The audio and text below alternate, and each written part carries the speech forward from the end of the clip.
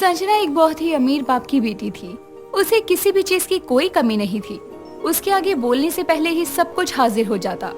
एक दिन संजना मॉल में घूम रही थी, तभी उसकी नजर एक घड़ी के शोरूम पर जाती है। संजना अपनी सहेली काजल को कहती है, काजल चलना, वहाँ देख घड़ी का शोरूम है, मुझे भी घड़ी लेनी है, चल कर लेते हैं। यार संजना, तेरे पास पहले से ही इतनी सारी घड़ियां हैं, अब तुझे और घड़ी चाहिए। पहले की ही आधी से ज्यादा घड़ी को अभी तक तूने एक बार भी नहीं पहना है। रहने दे अब घड़ी। ऐसे कैसे रहने दूं? तू खुद बता। पहले ही सारी घड़ियां पुरानी हो गई हैं और अब मैं पुरानी घड़ी थोड़ी पहन सकती हूँ। मुझे तो नई घड़ी लेनी ही है अब। यार तू भी ना अजीब है। जब तुझे पता है कि तू एक बार में एक घड़ी ही पहन सकती है तो तू इतनी सारी घड़ियां क्यों लेती है? फिर बाद में उन घड़ी को पहनती भी नहीं है। पैसे इतने मत उड़ा। मेरे पापा को जब कोई प्रॉब्लम नहीं है मेरे इतने पैसे खर्च करने से, तो तुझे क्यों हो रही है? ठीक है, फिर मुझे क्या लेना देना है? तुझे लेनी है तो ले घड़ी। संजना और काजल दोनों घड़ी के शोरूम में चले जाते हैं और घड़ी देखने लगते हैं। तभी उस शोरूम का लड़का दीपक आता है। मैडम, हमारे पास और भी नया कलेक्शन आया है, अगर आप कहे तो हम आपको दिखाएं। ये आपका शोरूम है तो दिखाने के लिए ही घड़ियां होंगी ना, तो फिर आप पूछ क्यों रहे हैं? दिखाइए ना।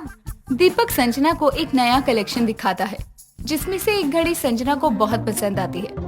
संजना वो घड़ी अपने हाथ में लेती है। बिल्कुल सही घड़ी उठाई है मैडम, ये घड़ी आपके हाथ में बहुत अच्छी लगेगी। अगर आप मुझसे पूछते तो मैं भी आपकी वाली घड़ी लेता। हाँ हाँ, आप तो बोलोगे ही ना, ये आपका शोरूम है, आप तो महंगी से महंगी घड़ी ही बताओगे ना हमें। मैडम, ये मेरा शोरूम नहीं है, बल्कि मैं इस शोरूम में काम करता हूँ और मैं इन्हें ये घड़ी इसलिए नहीं बता रहा हूँ क्योंकि ये महंगी है, बल्कि इसलिए बता रहा हूँ क्योंकि ये वाकई में बहुत अच्छी है। देखा काजल, मुझ पर जो अच्छी लगेगी वही तो बताएंगे ना ये। और तुम ना ज्यादा किचकिच मत करो। आप एक काम कीजिए, ये वाली घड़ी पैक कर दीजिए और बता दीजिए कितने की है। दीपक की बातें संजना को बहुत अच्छी लगती है और वो दीपक से इम्प्रेस भी हो जाती है। अब संजना हमेशा ही दीपक के शोरूम में किसी न किसी बहाने से चली जाती और दीपक से बातें करने लगती। कुछ दिनों बाद संजना दीपक से मिलने जाती है। कहिए, आज क्या लेने आए हैं आप? वैसे मैडम, बुरा मत मानना, लेकिन आप रोज यहाँ आती हैं, एक घड़ी लेती हैं और पहनती भी नहीं। आप इतनी घड़ी का क्या करते हो? अच्छा जी, मैं इतने दिनों से रोज यहाँ आती हूँ और आपको पता भी नहीं है कि मैं क्यों यहाँ आती हूँ? मैडम, आप जब तक बताओगी नहीं तब तक मुझे कैसे पता चलेगा? तभी तो मैं आपसे पूछ रहा हूँ ना। अगर तुम सामने से ही पूछ रहे हो तो मैं बता देती हूँ कि मैं तुमसे प्यार करने लगी हूँ। तभी तो रोज रोज मैं यहाँ घड़ी लेने के बहाने से तुम्हें देखने आती हूँ। आप इतनी अमीर और आपको मुझसे प्यार हो गया? आप सच कह रही हो क्या?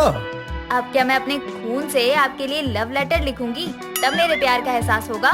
संजना दीपक से अपने प्यार का इजहार करती है। दीपक भी कहीं न कहीं संजना से प्यार करता था, लेकिन वो संजना से इकरार करने में कतरा रहा था। धीरे धीरे समय निकलता है और दोनों करीब आने लगते हैं और आपस में ही शादी की बातें भी करने लगते हैं। एक दिन दीपक संजना को अपनी माँ माला से मिलवाने के लिए लेकर जाता है। अरे वाह दीपक, लड़की तो बहुत सुंदर है। और लड़की तुम कहाँ से हो? नमस्ते आंटी, वो मुझे बताया था दीपक ने। अब तो मैं भी ठाकुर ही बनने वाली हूँ। और बताओ, तुम्हारा गांव कहाँ है? तलैया में। मेरा गांव ना बहुत फेमस है। अच्छा, वहाँ तो मेरे जान पहचान के एक संदीप प्रकाश जी रहते हैं, उनको जानती हो तुम? अरे आप संदीप प्रकाश जी को कैसे जानते हैं? वो तो मेरे चाचा ही लगते हैं। संदीप इसके चाचा लगते हैं? इसका मतलब ये है कि ये छोटी जात की है। माँ, क्या हुआ? आप चुप क्यों हो गई? वो कुछ नहीं बेटा, मुझे थोड़ा काम है। संजना, तू जरा अपने घर चली जाएगी? किसी दिन फुर्सत से हम लोग मिल लेंगे, आज जरा बिजी हूँ मैं। माँ, अचानक से ये क्या काम आ गया? पहले तो आपने मुझे कुछ नहीं बताया, लेकिन अब? अरे कोई बात नहीं दीपक, आंटी जी को कुछ काम याद आ गया होगा, तभी तो बोल रही है ना। कोई नहीं। अच्छा आंटी जी, मैं चलती हूँ, फिर कभी आऊंगी। संजना जैसे ही वहाँ से जाती है, माला संजना जहाँ बैठी थी उस जगह को गंगा जल छिड़क कर साफ करने लगती है। ये सब देखकर दीपक कहता है, माँ, आप तो कह रही थी कि आपको काम याद आ गया। आपका यही काम है क्या? तुझे पता भी है वो कौन है? अरे वो छोटी जात की है। उस छोटी जात की लड़की को तू मेरे घर ले आया? तू उसे मेरी बहू बनाना चाहता है? नहीं, ये नहीं हो सकता। माँ, हम शहर में रहते हैं और ये जात पात का जमाना गया। अब ये सब नहीं देखा जाता। प्यार में तो तू अंधा हुआ है, मैं नहीं। अरे वो लड़की इतनी छोटी जात की है जिसके घर का हम पानी नहीं पीते। तू ये कह रहा है कि वो मेरे घर की बहू बनेगी? चुल्लू भर पानी में डूब मरना पसंद है मुझे। फिर तो माँ आपको मुबारक आपकी ये ऊंची जात, लेकिन मैं संजना से बहुत प्यार करता हूँ और उससे ही शादी करूँगा। अब मैं अपने बेटे को कैसे समझाऊं? वो तो छोटी जात की लड़की को घर में ले आएगा, लेकिन वो लड़की भले ही छोटी जाती हो, है तो बड़ी ही अमीर। अगर मैं उसे बहू बना लूंगी तो बहुत सारा दहेज भी तो आएगा। माँ आपकी खामोशी जवाब दे रही है मुझे। अगर आपके लिए आपकी जात ही ज्यादा जरूरी है अपने बेटे से, तो ठीक है, मैं जा रहा हूँ इस घर से। अरे नहीं बेटा, मेरे लिए तो बस तू जरूरी है और तेरी खुशी जिसमें है मैं उसमें ही बहुत खुश हूँ। माला लालच में आकर अपने बेटे की शादी के लिए मान जाती है। कुछ ही दिनों बाद दीपक और संजना की दोनों परिवारों की रजामंदी से शादी होती है। शादी के बाद संजना का बहुत ही प्यार से स्वागत किया जाता है। संजना शादी के अगले दिन रसोई में खाना बनाने के लिए जा रही थी, तभी माला वहाँ आती है। अरे अरे, कहाँ जा रही है? मेरी रसोई को अपवित्र करेगी क्या तू? अपशगुन? माँ जी, ये आप क्या कह रही हैं? मेरे रसोई में जाने से आपकी रसोई में अपशगुन थोड़ी होगा। और वैसे भी आज तो मेरी पहली रसोई है, तो मैं सबके लिए खीर बनाने वाली हूँ। नहीं नहीं बहू, कोई जरूरत नहीं है खीर बनाने की। हमारे घर में कोई मीठा नहीं खाता। तो कोई बात नहीं माँ जी, मैं सबके लिए खाना बना देती हूँ। तुझे समझ नहीं आया क्या? कुछ नहीं बनाना ना, जा अपने कमरे में। माला संजना को वहाँ से डांट कर भगा देती है। संजना को काफी बुरा लगता है। ये सब दीपक देख लेता है। माँ, संजना को भले ही ना पता हो कि आप ये क्या कर रही हो, लेकिन मुझे पता है, इसलिए आपको बता रहा हूँ कि मेरी बीवी के साथ जरा प्यार से ही रहना। अब संजना बहू बनकर तो आ गई थी, लेकिन माला उसे बहू का दर्जा नहीं दे रही थी। एक दिन संजना अपनी सास के कमरे में झाड़ू लगाकर चली जाती है। ये देखकर माला को बहुत गुस्सा आता है और वो संजना को एक जोरदार थप्पड़ मार देती है। तेरी हिम्मत कैसे हुई छोटी जात होकर मेरे कमरे में आने की? छोटी जात? माँ जी, आप ये क्या कह रही हैं? मैं आपकी बहू हूँ। बहू नहीं है तू। मेरे दीपक की खुशी के लिए मैंने तुझे अपनाया है। अब दीपक वहाँ आ जाता है और ये सब देखकर दीपक को भी गुस्सा आता है। बस करो माँ, आपने मेरी खुशी के लिए नहीं बल्कि संजना को इसलिए अपनाया है क्योंकि वो बहुत अमीर है। उसके लाए सामान से तो आपको कोई दिक्कत नहीं है। तब तो नहीं सोचा कि बहू की जात छोटी है। हाँ, तो उसमें क्या छोटी जात लिखा है? माँ, आपको समझाना ही बेकार है। आपने अपनी आंखों पर झूठ की पट्टी लगा रखी है। अरे जात पात आज के समय में कोई नहीं मानता। अगर आप फिर भी मान रही हो तो ये देखो ना कि संजना से मेरी शादी हो गई है। अब वो भी हमारी जात की हो गई है। लेकिन नहीं, आपको तो जात ही देखनी है। चलो संजना, अब हम यहाँ पर नहीं रहेंगे। दीपक संजना को लेकर वहाँ से चला जाता है और माला अपनी झूठी शान में ही रहती है। दिवाली का समय था। मॉडर्न कॉलोनी के सारे घर रंग बिरंगी लाइटों से जगमगा रहे थे। तो वहीं राम्या अपने पति विभू से घर के मेन दरवाजे पर लाइट लगवाते हुए कहती है, अरे विभू, थोड़ा और साइड को लगाओ ना, आने जाने वालों के मुंह पर लगेगी ऐसे। अगर मैं थोड़ी देर और ऐसे ही रहा ना तो लाइट छोड़ो, मैं ही आने जाने वालों के मुंह पर लगूंगा। चुपचाप जैसा कहती हूँ वैसा करो, हद है। अरे अच्छे से डेकोरेशन नहीं होगा तो माता लक्ष्मी कैसे आएंगी घर पे? राम्या के इतना बोलते ही उसको उसके पीछे से एक आवाज आती है। Excuse me. राम्या जैसे ही पीछे घूम कर देखती है तो उसके सामने एक खूबसूरत सी औरत बिल्कुल सजी धजी खड़ी थी। दरवाजे पर खड़ा विभू भी उसे देखकर देखता रह जाता है। इतने में राम्या कहती है, हाँ, कौन हो? क्या काम है? किससे काम है? स्लोली स्लोली बोलो ना, मुझे चीजें ऐसे अच्छे से समझ नहीं आती। वैसे my name is Lakshmi.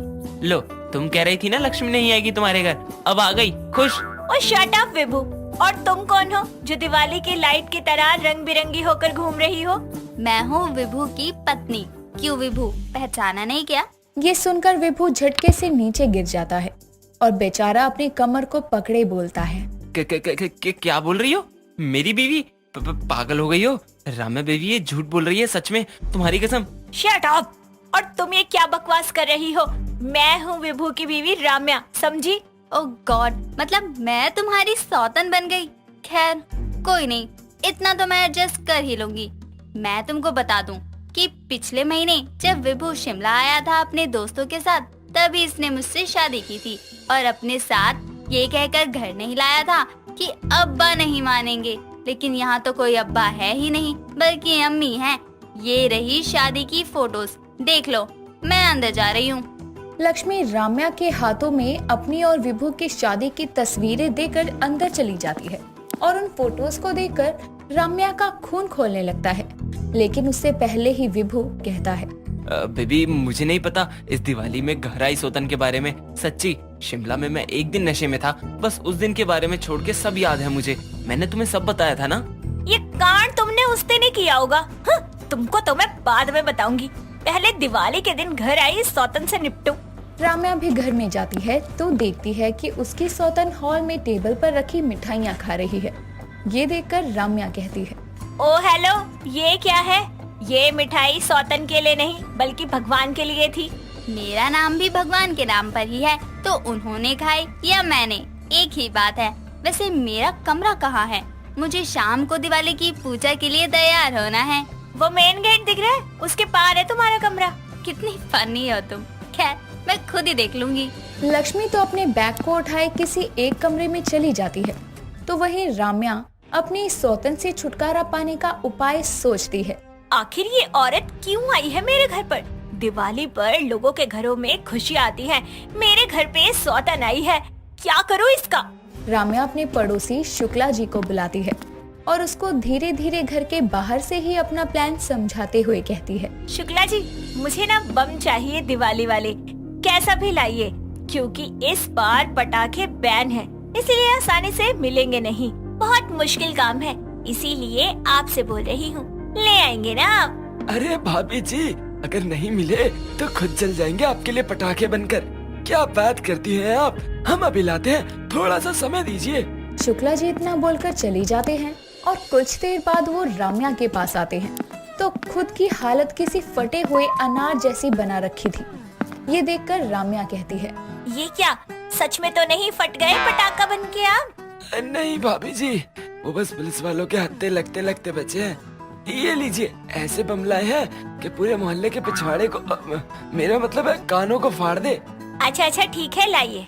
Ramya पटाखे लेकर अपने घर में आ जाती है और चुपके से पहले अपनी सौतन के कमरे को देखती है कि वो क्या कर रही है और उसको आराम से सोते हुए देखकर बोलती है, मेरी दिवाली खराब करने आई थी ना तू, अब देख तेरा क्या हाल करती हूँ। दिवाली पर घर आई सौतन। चुपके से अब पटाखों को लक्ष्मी के कमरे में रखकर जल्दी से वहाँ से भाग जाती है। कुछ देर में जब पटाखों की आवाज तेज होती है तो उसको सुनकर लक्ष्मी चिल्लाने लगती है। अपनी सौतन के चिल्लाने की आवाज सुनकर राम्या खुशी से कहती है, अब आएगा मजा, आई बड़ी। कुछ ही देर में विभू लक्ष्मी को गोद में उठाए हॉल में आता है और ये सब देखकर राम्या कहती है, ये क्या विभू, तुम मेरी सौतन को अपनी बाहों में लिए क्यों घूम रहे हो? बेबी मैं तो इसके कमरे में अपने शूज लेने गया था और पता नहीं वहाँ किसी ने बम फेंका हुआ था, लेकिन वहाँ पर मतलब बम नहीं था, लेकिन उसकी आवाज आ रही थी। उससे ही डर कर ये चिल्लाते हुए मेरी बाहों में आ गई।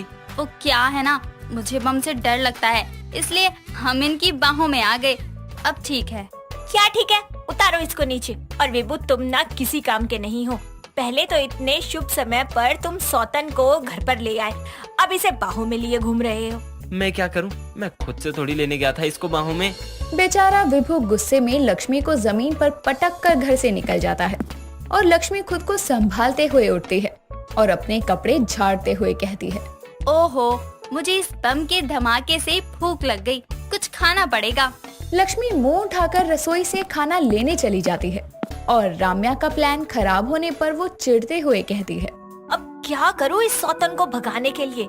शाम की दिवाली की पूजा में मैं इस सौतन को अपने घर पर नहीं देखना चाहती। राम्या के इतना कहते ही उसके घर में एंट्री होती है उसकी भारी भरकम सास रामकली की, जो हाथों में मिठाई लेकर आती है और बोलती है, अरे कहाँ मर गई बहुरिया, दिवाली में घर को सुनसान किया हुआ है। मम्मी जी अच्छा किया जो आप आ गई। आप नहीं जानती इस दिवाली कौन सी मुसीबत घर आई है। काहे इतना फुलझड़ी की तरह चिंगारी छोड़ रही है? सीधे सीधे बता क्या बात है। हमार बिटवा तो हार लिए कोनो सौतन वोतन ले आया है का इस दिवाली? हाँ मम्मी जी हाँ। इतना कहकर राम्या अपनी सारी बातें अपनी सास को बताती है, जिस पर रामकली कहती है, अरे हमारा बेटा जितने भी नशे में क्यों ना हो, ऐसे दूसरी शादी नहीं कर सकता। और इस दिवाली पर घर आई बहू की सौतन को तो हम अभी भगाते हैं। बहुरिया अब जरा मेरी बात सुन, जैसा जैसा मैं बोलती हूँ वैसा वैसा कर दे। रामकली अपना सारा प्लान राम्या को बता देती है, जिसके कुछ देर बाद लक्ष्मी अपने कमरे से एक सुंदर सी लाल साड़ी पहनकर तैयार होके आती है और हॉल में रामकली और राम्या दोनों को बैठा देखती है तो वो रामकली के पास आने लगती है। ये देखकर रामकली धीरे से राम्या से कहती है, बहुरिया हम इसको भी अपना आशीर्वाद लेने के लिए बोलेंगे। उतने में तू एक पटाखे की लड़ी इसके पैर के पास रख के जल्दी से जला देना। इसको पटाखों से डर लगता है ना, तो अब इतने सारे पटाखे जब एक साथ फूटेंगे तो अपने आप इस घर से भाग जाएगी। जी माँ जी। लक्ष्मी रामकली के पास आती है। इतने में रामकली उससे कहती है, ओ हमरे बिटवा की दूसरी पत्नी, हमरे पैर छूकर हमरा आशीर्वाद ना ही लोगी? अभी लेते हैं अम्मा जी।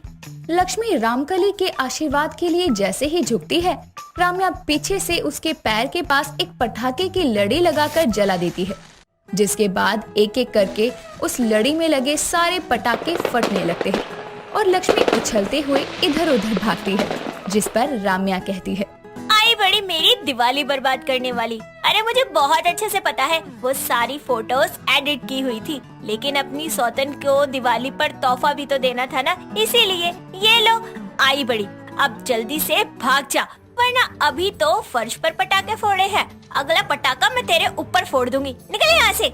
जा रही हूँ। लक्ष्मी तो दुम दबाते हुए वहाँ से भाग जाती है और इस तरह राम्या अपनी दिवाली पर घर आई सौतन से छुटकारा पाती है।